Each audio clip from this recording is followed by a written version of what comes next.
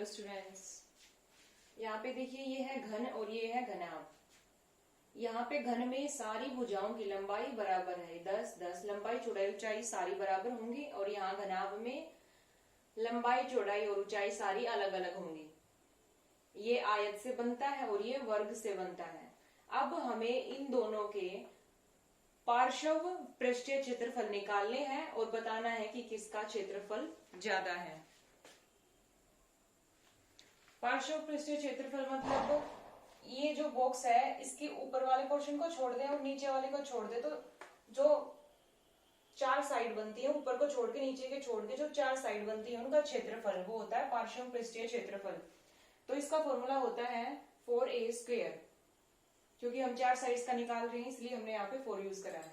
4a मतलब है हमारी साइड है, ये है 10, 4 इंटू 10 इंटू 10, ये हो जाएगा 400 सेंटीमीटर स्क्वायर।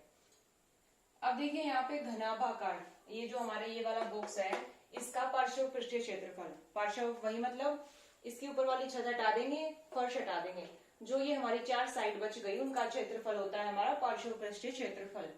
इसका फॉर्मूला होगा 2 ब्रैकेट में BH plus HL। B breadth है, चौड़ाई है, H हमारी हाइट है और L लंबाई है।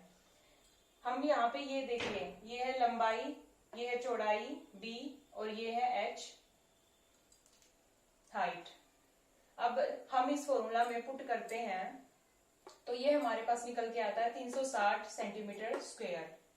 अब देखिए यहाँ पे घनाकार डिब्बे का आया था 400 और घनाकार का आया है 360, तो ये वाला इससे ज्यादा है, इसका क्षेत्रफल 40 सेंटीमीटर स्क्वायर अधिक है इस वाले डिब्बे से।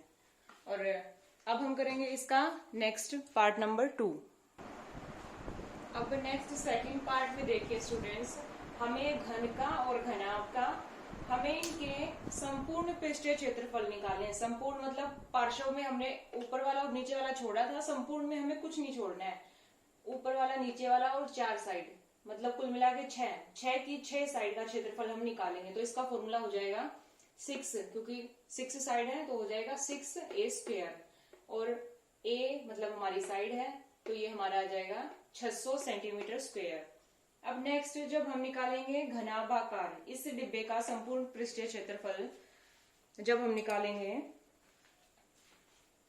तो यहाँ पे भी हमें कंप्लीट लेना है। तो इसका फॉर्मूला हो जाएगा 2 ब्रैकेट में और अंदर हो जाएगा LB plus BH plus HL। LBH ये हमारी LBH की वैल्यू है, ये सारी हम यहाँ पे इन का मान हम यहाँ रख देंगे और फिर सोल्व करने के बाद हमारे पास आएगा 610 सेंटीमीटर स्क्वायर। इसका आया है 600, इसका आया है 610। अब हमसे पूछा है संपूर्ण पृष्ठीय क्षेत्रफल कौन से डिब्बे का ज्यादा है, तो ज्यादा है इसका और कम किसका है, कम इसका। कितना कम है हमसे पूछा है, कौन से डिब्बे का कम है और कितना कम है। तो हम लिख देंगे घनाकार डिब्बे का संपूर्ण पृष्ठीय क्षेत्रफल 10 सेंटीमीटर स्क्वायर कम है। चलिए अब हम करते हैं हमारा next question number 2। Next question में हमें दे रखा है कोई कमरा, ये कमरे की लंबाई है 6, चौड़ाई कमरे की 5 है और कमरे की चौड़ाई है 4 सेंटीमीटर। हमें पार्ट ए में इसका संपूर्ण पृष्ठीय क्षेत्रफल निकालना है। संपूर्ण मतलब कंप्लीट, 6 साइड है, 6 की 6 का। अब देखिए LB, ये ऊपर वाली का LB, ऐसे करके इसका फॉर्मूला है LB plus BH plus HL और बाहर ब्रैकेट के 2 इसलिए क्योंकि सारी साइड ये इसके ये इस जैसी है और ये आगे वाली इस पीछे वाली की, इसलिए सारी 2 है तो बाहर हमने कॉमन 2 ले लिया।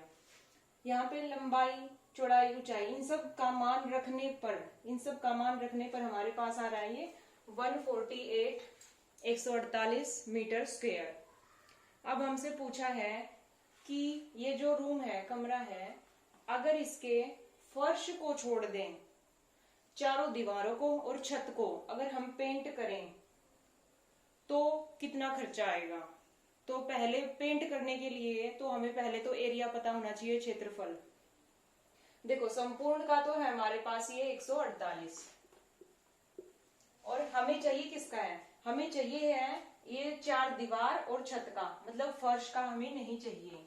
अगर हम यहाँ से ये वाला फर्श हटा दें, जिसकी है लंबाई 6 है और चौड़ाई 5 है, मतलब सिर्फ ये नीचे वाला फर्श हटा दें, तो इसका क्षेत्रफल कितना होगा? इसका हो जाएगा 30। मतलब सिर्फ ये 30 अगर हम इसमें से माइनस कर दें